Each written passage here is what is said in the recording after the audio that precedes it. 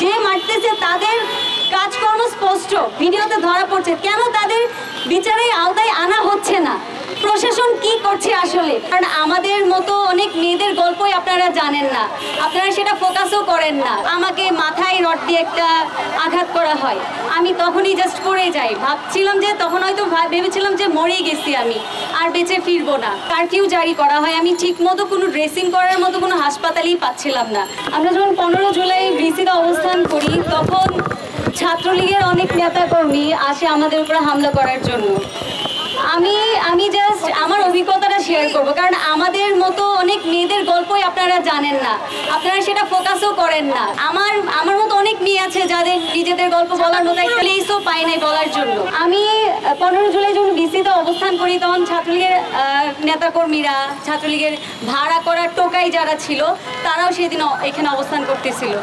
আমি ভিসিতে যখন দাঁড়াই, তখন দেখতেছিলাম যে তারা আমাদের উপর হামলা করতেছে। আমি জাস্ট পিছন ঘুরতেই আমাকে মাথায় রড দিয়ে একটা আঘাত করা হয়, আমি তখনই জাস্ট পড়ে যাই। ভাবছিলাম যে তখন হয়তো ভেবেছিলাম যে মরে গেছি, আমি আর বেঁচে ফিরবো না। জানতে পারি যে হচ্ছে আমার মাথায় 10টা সেলাই।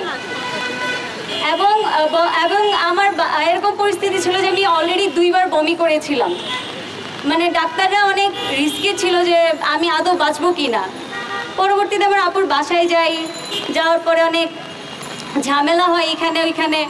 পরে হুট করে যখন হচ্ছে সব শাটডাউন অথবা কারফিউ জারি করা হয়, আমি ঠিক মতো কোনো ড্রেসিং করার মতো কোনো হাসপাতালেই পাচ্ছিলাম না। ওইখানে আমাকে যে ড্রেসিং করবে সেরকম কোনো ইনস্ট্রুমেন্ট ছিল না।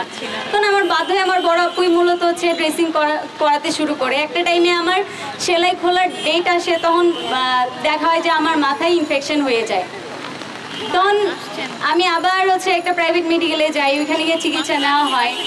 নেওয়ার পরে হুট করে আমার আম্মাও মাঝখানে অসুস্থ হয়ে যায়, ময়মনসিংহ যাই, এবং হচ্ছে বলা হয় যে আমার মাথায় 1 সপ্তাহের মতো ড্রেসিং করাতে হবে, কোনো সেলাই দেওয়া যাবে না। ওই অবস্থায় মাথার ভিতরে, চামড়ার ভিতরে গজ ঢুকানো কতটা যে কষ্টকর ছিল, সেটা একমাত্র আমিই ফিল করতে পারি। পরবর্তীতে যখন ময়মনসিংহ যাই, মাথায় ওই গজ ঢুকানো বলছে যে 28 তারিখে আমার ডেট, মানে সেলাই করতে হবে। তখন আমি স্বদেশ হাসপাতালে যাই, ময়মনসিংহ স্বদেশ হাসপাতালে। ওইখানে আমাকে বলা হয় যে আপনি আন্দোলনকারী, আপনাকে চিকিৎসা দেওয়া হবে না। ওইখান থেকে আমি এটা শোনার পর ওইখান থেকে ডিরেক্ট বের হয়ে যাই। তারপর কোনো মতো হচ্ছে আমি ময়মনসিংহ মেডিকেলের পরের দিন যাই। ওইখানে বলা হয় যেই মেডিকেলে যাই, ময়মনসিংহ সরকারি মেডিকেলে, তখন হচ্ছে যে ডাক্তারের আন্ডারে যাই, উনি আমাকে বলে দিয়েছিলেন তুমি যে আন্দোলনে আহত হয়েছো সেটা তুমি বলবা না, কারণ পরবর্তীতে আবার ঝামেলা করবে, আমাকে চিকিৎসা আবারও দেওয়া হবে না। তখন আমি চুপ করেই ছিলাম। তখন সেখানেও মানে আহত হওয়ার পরে আমাকে ওইখানে সেলাই দেওয়া হয়। পরবর্তীতে যখন আমি বাসায় আসি, তখন শুনি যে হচ্ছে অসহযোগ আন্দোলনে ডাক দেওয়া হয়। তো আমরা একটা প্ল্যান করি যে হচ্ছে আমরা সেই আন্দোলনে অংশগ্রহণ করব গ্রামে থেকে।